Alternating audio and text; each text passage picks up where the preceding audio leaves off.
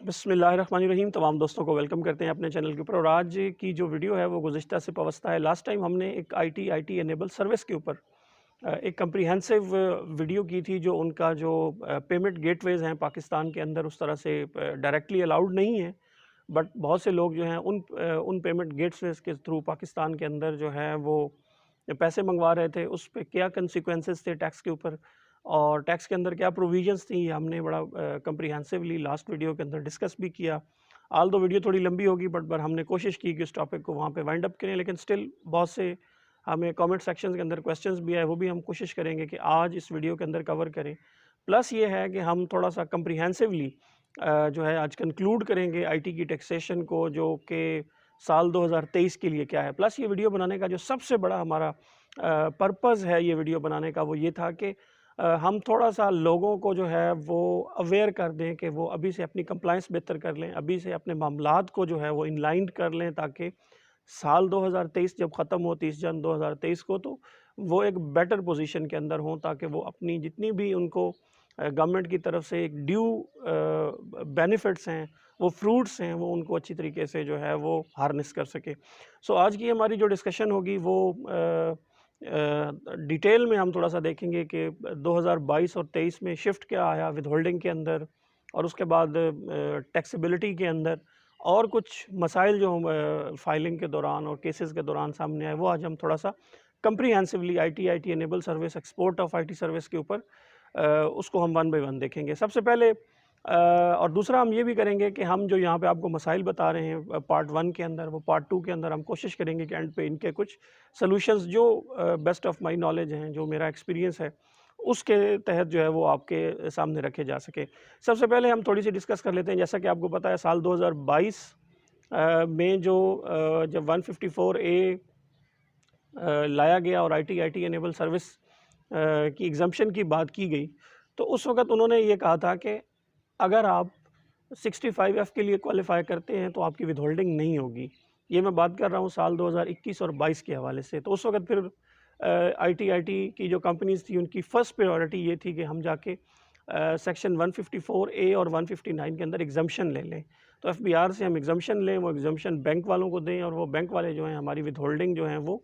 नहीं करेंगे। वो जो 1% टैक्स साल 2021 और 22 के ऊपर लगाया गया था, वो टैक्स भी उनका विदहोल्ड नहीं हो रहा था। ऐसी तमाम कंपनीज़ जो कि 65F के लिए जो है वो क्वालिफाई कर रही थी, और उन्होंने सेक्शन 154A के अंदर भी ये प्रोविज़न डाली हुई थी कि अगर आप 65F के लिए क्वालिफाई कर जाते हैं तो आपके ऊपर जो ये सेक्शन 154A है ये अप्लाई नहीं होगा उस तरह से। सो ये पहली एक शिफ्ट थी। लेकिन अब 2023 के अंदर उन्होंने, जो 22-23 का साल है, इसमें उन्होंने ये कहा है कि अगर आपके पास पाकिस्तान सॉफ्टवेयर एक्सपोर्ट बोर्ड का जो है वो लाइसेंस है तो आपकी विदहोल्डिंग नहीं होगी। अब आपको एफबीआर में जाके एग्जम्पशंस के लिए अप्लाई करने की ज़रूरत नहीं है, बट सिर्फ आप पीसैब के साथ अगर आप रजिस्टर भी हो जाते हैं तो उस सूरत में आपकी जो विदहोल्डिंग है, वो विदहोल्डिंग तो सबकी होगी जो भी इस 154A के एम्बिट के अंदर होंगे। बट उन्होंने दो क्लासिफिकेशंस कर दी। उन्होंने कहा कि अगर आप आईटी एनेबल सर्विस है आपकी, तो आपके ऊपर जो टैक्स की शरह होगी वो 0.25% होगी। और अगर आप other than IT enable service, जो सर्विसेज वहाँ पे प्रिस्क्राइब्ड हैं, अगर आप उनमें से कोई सर्विस दे रहे हैं तो आपके ऊपर 1% का जो टैक्स है वो चार्ज किया जाएगा। तो ये बेसिकली शिफ्ट आया विदहोल्डिंग के अंदर, कि पिछले साल आपको बाकायदा जाके एफबीआर से एग्जम्पशन लेनी पड़ती थी। वो एग्जम्पशन जाके आप बैंक में का जो ऑर्डर है वो आप जमा कराते थे, तो उसके बाद आपका कोई टैक्स नहीं विदहोल्ड होता था। लेकिन 2023 में उन्होंने कहा कि टैक्स तो सब पे होगा, बट आईटी एनेबल सर्विस के लिए अगर आप क्वालिफाई करते हैं, और क्वालिफाइंग क्राइटेरिया उन्होंने ये लिखा कि अगर आपके पास पीसैब का लाइसेंस है और आपकी जो रेमिटेंस आ रही है आईटी एनेबल सर्विस की, वो प्रिस्क्राइब्ड आईटी सर्विस की के कोड या कैटेगरी के अंदर आती है पाकिस्तान के अंदर, तो आपके ऊपर जो टैक्स की शरह होगी वो 0.25% होगी। इसी तरह अगर हम बात करें फाइनल टैक्स की और लाइबिलिटी और फाइलिंग की, तो उन्होंने रिजीम को भी तब्दील किया। इस वक्त साल 2021-22 के अंदर आपको जैसे कि पता है कि ये एक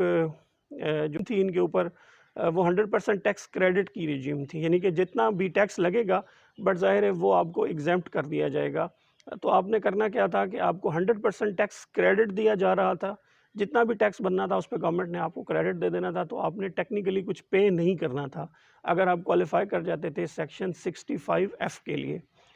तो अब इन्होंने ये क्या किया कि साल 2022-23 के लिए इन्होंने 65F को तो ख़त्म कर दिया। अब क्या रह गया कि इनकी जो सारी टैक्सेशन है वो अब क्या आ गई है फाइनल के अंदर। तो अगर आप सेक्शन 154A उसके क्राइटेरियाज़ और उसके अंदर IT एनेबल सर्विसेज की जो शराइत हैं, अगर वो शराइत को पूरा करते हैं, प्रीरेक्विजिट्स को पूरा करते हैं, तो आपकी जो पूरी इनकम है वो क्या आ जाएगी, फाइनल रिजीम के अंडर आ जाएगी। तो अब जो है वो मुकाबला जिसे आप कह सकते हैं, ये जो अब जो बॉल है वो सिर्फ फाइनल की जो कोर्ट है उसके अंदर आ गई है। अगर आप फाइनल के लिए क्वालिफाई करते हैं, फाइनल के लिए एलिजिबल हैं, सेक्शन 154A के लिए एलिजिबल हैं, तो आपकी जो सारी टैक्सेशन है वो फुल एंड फाइनल के ऊपर होगी। जो भी टैक्स आपका इंपोर्ट स्टेज के ऊपर रेमिटेंस स्टेज के ऊपर पाकिस्तान में कटेगा वही टैक्स आपने देना है, इसके अलावा फर्दर आपने कोई टैक्स नहीं देना। Which is IT enable service है अगर आपकी तो 0.25% है, और अदर देन जो प्रिस्क्राइब्ड सर्विसेज हैं 154A के अंडर उसमें से अगर आपको सर्विस एक्सपोर्ट कर रहे हैं तो 1% की कैटेगरी के अंडर आ जाएंगे आप। अब हम थोड़ा सा डिस्कस कर लेते हैं जो थोड़े से IT एनेबल की जो सर्विसेज हैं उनके मसाइल क्या हैं। मसाइल में सबसे पहला सबसे जो बड़ा मसला है, जैसा कि आपको मैंने पहले बताया कि फ़ाइनल के लिए जब आपने क्वालिफाई करना है और 0.25 के लिए आपने क्वालिफाई करना है, 154A के लिए आपने क्वालिफाई करना है, उस पूरी जैसे आप कहते हैं ना फर्टेनिटी के अंदर आने के लिए आपका जो बेसिक क्राइटेरिया था वो था कि आपके पास PSEB का लाइसेंस होना चाहिए। तो बहुत से लोग, जैसा कि मैंने आपको पहले बताया कि जितने भी फ्रीलांसर्स हैं, ए उनके पास अवेयरनेस नहीं है, बी ज़ाहिर है वो इंटेंशनली शायद इस तरफ आना नहीं चाहते, और आपको भी पता है कि ignorance of law is not excused. तो लोग जो है वो बिज़नेस कर रहे हैं बट ज़ाहिर है उनके पास शायद इतनी लैक ऑफ इन्फॉर्मेशन है, या वही अगेन है कि इंटेंशन की बात है। अब बेसिक जो क्राइटेरिया है वो है आपको, जैसा कि मैंने बताया कि PSEB की रजिस्ट्रेशन। अब PSEB की रजिस्ट्रेशन जो है वो इतनी इम्पॉर्टेंट है कि जैसा कि आप देख रहे हैं कि अगर आप सेक्शन 154A के अंदर लिस्ट देखते हैं तो वहाँ पे उन्होंने 4 कैटेगरीज दी हैं। पहली में उन्होंने कहा है कि IT एनेबल सर्विस अगर वो PSEB के साथ रजिस्टर्ड है, उसके बाद फ़ी फॉर टेक्निकल सर्विसेज आ जाती हैं, फिर उसके अंदर रॉयल्टी और अदर जो कमीशन है और बाकी जो सर्विसेज हैं वो अगर आप एक्सपोर्ट कर रहे हैं तो वो, और आखिर पे उन्होंने ये कहा है कि ऐसी तमाम सर्विसेज जो कि time to time FBR prescribe करेगा। तो बात समझ में क्या आई कि ऐसी तमाम सर्विसेज, अगर आप 154A का एम्बेड देखते हैं, उस एम्बेड के अंदर ये है कि IT और IT एनेबल सर्विस सिर्फ उस वक्त इसके अंदर 154A के अंडर आएगी अगर आपके पास PSEB का लाइसेंस है। अगर आपके पास PSEB का लाइसेंस नहीं है तो उस सूरत में IT और IT एनेबल सर्विस 154A में आती ही नहीं है। वजह क्या है? वजह आपके सामने है कि जैसे अभी आप देख रहे हैं आपकी स्क्रीन के ऊपर, इसमें 4 कैटेगरीज आती हैं। फर्स्ट कैटेगरी में ये है कि अगर आप, अगेन आई सेड, अगर आपके पास PSEB का लाइसेंस है तो आपके ऊपर जो टैक्स की शरह होगी वो 0.25% होगी, और अदरवाइज़ में उन्होंने ये नहीं कहा। अदरवाइज़ FBR यहाँ पे ये भी लिख सकता था कि all other services which is not covered in option A, तो वो सारी की सारी 1% में आ जाएंगी, जबकि FBR ने ऐसा नहीं किया। FBR ने आपको ये बताया है कि 0.25% अगर आप IT एनेबल सर्विस दे रहे हैं और आपने PSEB से रजिस्ट्रेशन करवाई है, उस वक्त आपके ऊपर 0.25% है। अगर आपके पास PSEB की रजिस्ट्रेशन नहीं है तो आप 154A से वैसे ही निकल जाते हैं। क्यों? क्योंकि और आप नीचे आप देख रहे हैं कि वहाँ पे अगर तो एक ओपन एंड छोड़ दिया जाता कि G all other services which is not covered under A, वो सारी की सारी 1 में जाती। उन्होंने ये बात नहीं की। FBR ने नीचे ये कहा है कि टाइम टू टाइम जो हम प्रिस्क्राइब करेंगे वो ऊपर जो 3 ऑप्शंस में सर्विसेज आ रही हैं आपको नज़र, ये सर्विसेज, और इसके अलावा जो सर्विसेज हम देंगे सिर्फ वही प्रिस्क्राइब्ड किस्म की सर्विसेज यहाँ पे कवर होती हैं। तो इसका मतलब क्या हुआ कि IT और IT एनेबल सर्विसेज सिर्फ एक सूरत में सेक्शन 154 के अंडर आ सकती है, और वो वही सूरत है कि आपके पास PSEB का लाइसेंस हो। अगर आपके पास PSEB का लाइसेंस नहीं है तो आपकी इनकम मेरे नॉलेज के मुताबिक एक्सपोर्ट, जैसा कि आपको पता है सेक्शन 154 जो है वो गुड्स की एक्सपोर्ट को डील करता है, सिर्फ गुड्स की एक्सपोर्ट को, वहाँ पे लिखा हुआ है उसकी स्टार्टिंग फर्स्ट आप सबसेक्शन देखें तो। और 154 ए जो है वो सर्विस की एक्सपोर्ट को डील कर रहा है। तो आप यहाँ पे देख रहे हैं कि एफबीआर की तरफ से एक बहुत बड़ा फ्लॉ है यहाँ पे ऊपर, ये एक बहुत बड़ा गैप है यहाँ पे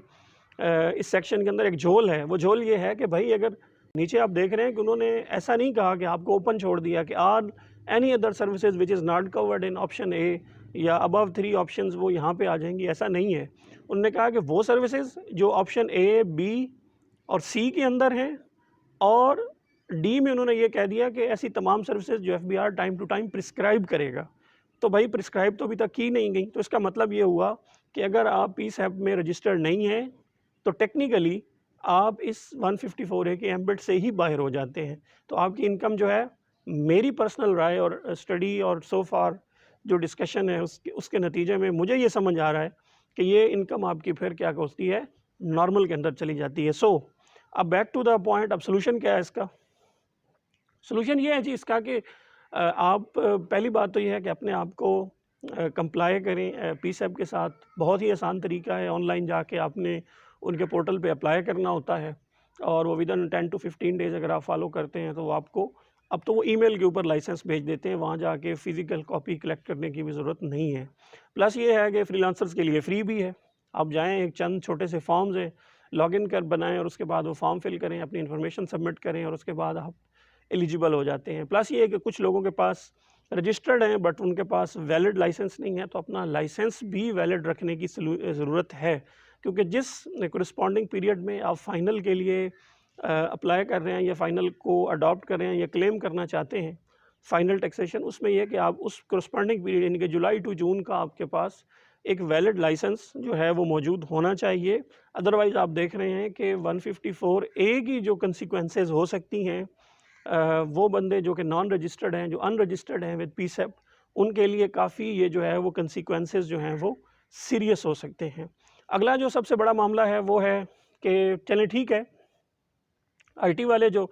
दूसरी बड़ी निगलेक्ट कर रहे हैं वो पॉइंट वो ये है कि बहुत से लोग ये समझते हैं कि शायद पीसैप में रजिस्ट्रेशन के बाद आपकी जान छूट जाती है, तो वो जान इतनी आसानी से भी नहीं छूटने वाली, क्योंकि फ़ाइनल के लिए जो सबसेक्शन 2 अगर आप देखें 154A का, वो बड़ा सीरियस है। वो ये कहता है कि भाई 3-4 पॉइंट का क्राइटेरिया है, वो आपको बहरहाल मीट करना है।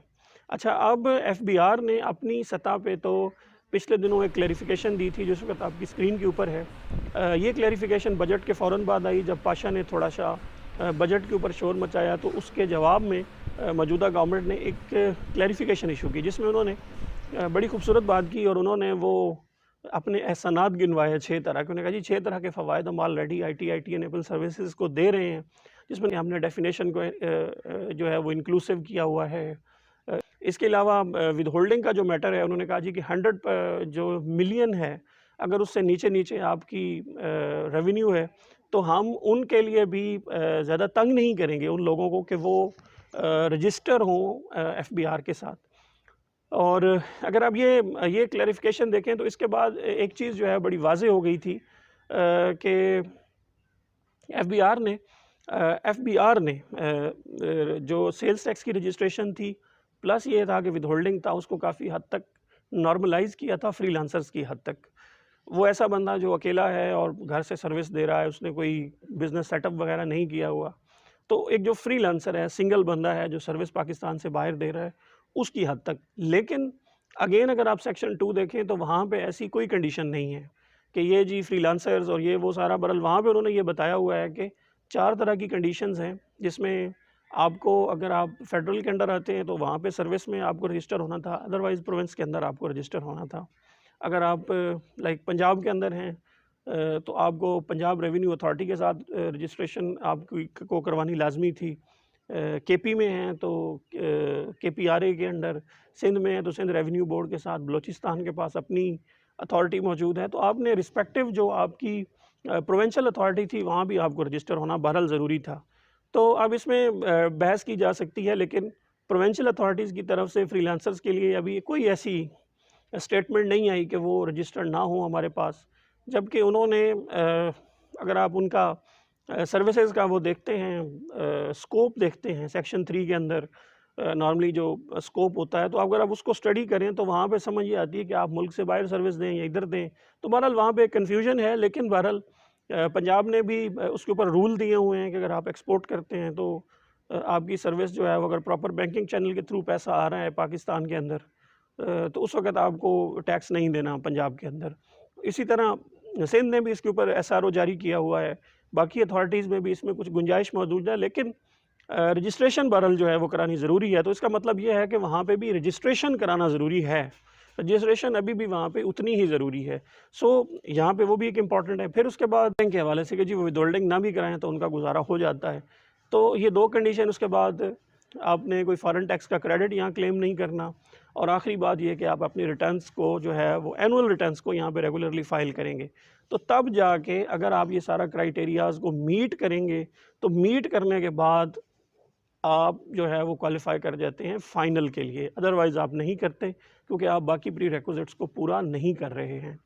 और थर्ड जो सबसे बड़ा इशू है वो ऑलरेडी मैं पिछली वीडियो में भी कर चुका हूँ, लेकिन जस्ट फॉर द सेक कि हम यहाँ पे शॉर्टली उसको टच करेंगे, वो ये है कि जो आपकी अनऑथराइज्ड पेमेंट्स आ रही हैं पाकिस्तान के अंदर, जो कि ऐसे गेटवेज़ हैं जो पाकिस्तान के अंदर डायरेक्टली अलाउड नहीं है, तो वो इनडायरेक्ट बैंक्स के ज़रिए यहाँ पे पेमेंट्स जो हैं वो भिजवाई जा रही हैं, जैसा कि ज़ूम है, जैसा कि पायनियर है, जैसा कि स्क्रिल है, रेमिटली है, फेसबुक पे है, अदर जितने मीडियम्स हैं। तो अगर उनके थ्रू ये पेमेंट्स पाकिस्तान में आ रही हैं, तो सेक्शन 154A के अंदर एक 3 पॉइंट्स हैं, अगर आप उनको डिस्कस कर लेते हैं। वो ये कहता है कि आपने पाकिस्तान के अंदर अगर तो payment authorise foreign currency exchange dealer के थ्रू आती है, फॉरेन करेंसी के अंदर पेमेंट आती है, और वो जो सर्विसेज बताई जा रही हैं अगर उनसे आती है, तो ये 3 पॉइंट्स की वजह से आपकी ये जो पैसे आ रहे हैं ये कवर होते हैं 154A के अंडर। अदरवाइज़ ये अमाउंट जो है वो 154A के अंडर नहीं आएगी, वो चाहे आपकी डिडक्ट हो स्टेज के ऊपर, रेमिटेंस स्टेज के ऊपर, या अगर आप इसको डिडक्टेबल की सूरत में साल के एंड पे अगर आपकी नहीं कटी तो आप कहें जी 1% दे के मैं जनाब इस फ़ाइनल को अवेल कर लूँगा, तो ये स्ट्रेटजी भी गलत है। बहुत से लोग इस तरह भी कर रहे हैं कि उनकी पेमेंट नहीं कट रही क्योंकि वो पैसे इस मीडियम के थ्रू आते हैं, क्योंकि इस पेमेंट के मेथड से आपकी पेमेंट लोकली हिट होती है, जिसकी वजह से बहुत से लोग जो हैं शायद वो ये समझ रहे हैं कि जी उनकी पेमेंट जो चूँकि इस साइड से आती है, कुछ लोग कहते हैं जी उसकी PRCs भी मिल जाती हैं। बहरहाल ये अगर देख लें, अगर ये पेमेंट प्रॉपर है और उन 3 पॉइंट एजेंडाज़ को ये पूरा करती है तो फिर ये क्वालिफ़ाई करेगी, अदरवाइज़ ये पेमेंट 154 के ए के अंडर वैसे आती भी नहीं है। सो ये तीसरा बड़ा मसला है, जैसा कि आपको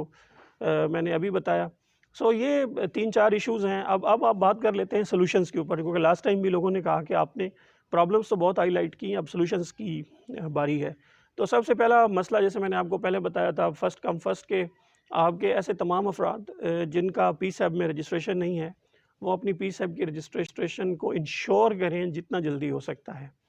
अदरवाइज़ फिर वही बात है कि आपकी वो पेमेंट यहाँ आती नहीं है, और ये एक टेक्निकल बहस है कि जब यहाँ पे पेमेंट नहीं आ रही तो फिर इसने कहाँ पे आना है, वो भी FBR ने अभी तक नहीं बताया। उन्होंने ये बताया कि टाइम टू टाइम जो हम सर्विस बताएंगे सिर्फ वो यहाँ पे कवर होती है। दूसरा इशू जो है वो कंप्लाइंस के हवाले से है। अगर आप प्रोविंशियल अथॉरिटीज़ या जिस एरिया के अंदर भी आप बैठ के काम करते हैं, आपको वहाँ की लोकल अथॉरिटी के साथ बहरहाल रजिस्टर होना है, क्योंकि अभी तक उन्होंने कोई फ्रीलांसर्स के हवाले से कोई क्लैरिफिकेशन नहीं दी हुई। जब तक कोई क्लैरिफिकेशन नहीं आती तो जितनी भी टैक्सेबल सर्विसेज हैं जो पाकिस्तान से बाहर या पाकिस्तान के अंदर आप दे रहे हैं, तो आपको अपनी प्रोविंशियल अथॉरिटीज़ के साथ रजिस्टर लाजमी होना है। बाकी ये है कि अगर आपका रेवेन्यू जो है वो 100 मिलियन से कम है तो FBR ने उस क्लैरिफिकेशन की बेस पे अगर आप विदहोल्डिंग स्टेटमेंट्स नहीं भी फाइल करते तो आप किसी हद तक वहाँ पे क्वालिफाई हो जाते हैं। और अगर आपकी सैलरी आप पे करते हैं, अगर आपने स्पेस रेंट पे ली हुई है, बाकी अखराजात आप पे कर रहे हैं, सर्विसेज या गुड्स या किसी तरह के तरीके से भी सब वो आपने किया हुआ है, सब कॉन्ट्रैक्टिंग आप करते हैं, इस तरह का कोई काम आपने करते हैं, वर्चुअल कोई टीम रखी है उसको आप सैलरियाँ देते हैं, तो उस सूरत में यकीनन आपको देखना है कि अगर 50,000 से ऊपर आप सैलरियाँ दे रहे हैं तो यकीनन आपको विदहोल्डिंग फिर करनी पड़ती है, और आपने वो विदहोल्डिंग यहाँ पे रिपोर्ट भी करनी है। और ये जो 100 मिलियन वाला मामला है, ये सेक्शन 153 की हद तक है सेक्शन 149 के अंदर, सेक्शन 150 के अंडर भी किसी हद तक वहाँ पे 15 लाख की कुछ बात है। लेकिन मसला ये है कि आप ज़रूर ये देखें, अगर आप ये सारे खर्चे नहीं दे रहे तो फिर यकीनन आप, और आपका रेवेन्यू भी 100 मिलियन से कम है, तो फिर ज़ाहिर है आप 165 के लिए क्वालिफाई नहीं करते। फिर अगर ना भी आप फाइल करें तो based on the clarification given by FBR आप किसी हद तक बच जाते हैं। तो आपकी ये कंप्लायंस किसी हद तक जो है वो पूरी होती है, तब भी आप फाइनल के लिए क्वालिफाई कर जाएंगे। और आखिर में पेमेंट का मामला बहुत सीरियस है। पाकिस्तान के अंदर ये है कि फ़ॉरेन करेंसी का आना ज़रूरी है, वो कन्वर्ट यहाँ पे हो, और लोकल बैंक्स को अगर आप डॉलर सरेंडर करें, उसके बाद रेमिटेंस की जो वो है वो प्रॉपर आपके पास ट्रेल अगर मौजूद है, आप कल को FBR को किसी भी केस के अंदर ये साबित कर सकते हैं कि ये मेरी रेमिटेंस है, ये देख लें कि प्रॉपर डॉलर पाकिस्तान में है या फॉरेन करेंसी पाकिस्तान में है, यहाँ पे कन्वर्ट हुई, मैंने PKR लिए, वो बैंक आपको वो पूरी ट्रांजैक्शन और ट्रेल से सपोर्ट करता है, फिर तो ठीक है। अदरवाइज़ फिर ये है कि अपने बैंक से ज़रूर ये जाके पूछें, और ये क्लैरिफिकेशन ज़रूरी है आपके लिए, अदरवाइज़ ये आपके लिए कल कलां ये मसले मसाइल जो हैं वो बढ़ सकते हैं। और आखिर में मैं ये कहूँगा कि अगर पी साहब का लाइसेंस भी नहीं है और बैंक भी 1% काट रहे हैं, मुझे समझ भी नहीं आ रही कि वो बैंक फिर किस मद में काट रहे हैं। मैं शायद ये समझता हूँ कि वो फ़ी फॉर टेक्निकल सर्विसेज का जो एक एम्बिट है ऑप्शन बी के अंदर जो दिया गया है, वो आप देख रहे हैं कि कंस्ट्रक्शन और सैलरी के अलावा जितनी भी पेमेंट्स जो हैं अगर आपकी आती हैं, जो कि कोई भी आप टेक्निकल सर्विस, कोई कंसल्टेंसी, कोई एडवाइजरी, कोई बैक एंड सपोर्ट आप पाकिस्तान से बाहर किसी को दे रहे हैं, तो ज़ाहिर है वो फ़ी फॉर टेक्निकल सर्विस के अंडर आती है 1% की कैटेगरी के अंदर, 154A के अंदर। लेकिन येट उसके लिए भी अगेन जो बाकी मसाइल हैं कि वो क्या पेमेंट प्रॉपर बैंकिंग चैनल के थ्रू आई, फ़ॉरेन रेमिटेंस आया, फिर सेक्शन 2 के तहत आपने क्या पूरी कंप्लाइंस की नहीं की, ठीक है। बट ज़ाहिर है आप उस इनकम को फिर IT इनेबल सर्विस की इनकम नहीं कह सकते, क्योंकि आपके पास PSAB की कैटेगरी नहीं है। तो ये जो आप कह रहे थे सोल्यूशन, तो इसके अंदर एक सोल्यूशन ये हो सकता है कि चूँकि 154A के अंदर कोई और ऑप्शन मौजूद नहीं है, इसलिए हम उसको किसी हद तक ये कह सकते हैं कि जी ठीक है, IT तो हमारी बन नहीं सकी या उसमें हम क्वालिफाई नहीं कर पाए, इसको हम उठा के यहाँ डाल देते हैं। तो फ़ी फॉर टेक्निकल सर्विस की एक छोटी सी विंडो वहाँ पे मौजूद है, वो भी स्पेसिफाइड है, बट ज़ाहिर है कहीं ना कहीं वो पूरा पारा करने वाली बात है, वो मुकम्मल तो उसके अंदर फिट नहीं होती। लेकिन किसी तरीके से हम अगर आप कहें कि 150 और 4A के अंदर हम कोई टेक्निकल सर्विस, अगर अब ज़ाहिर है IT इनेबल सर्विस की सर्विस एक टेक्निकल सर्विस है, तो इसको किसी हद तक वहाँ पे क्लासीफाई किया जा सकता है। सो ये जो मामला है ये थोड़ा सा संगीन है, इसकी संगीनी का अंदाज़ा आप ज़रूर करें। आखिर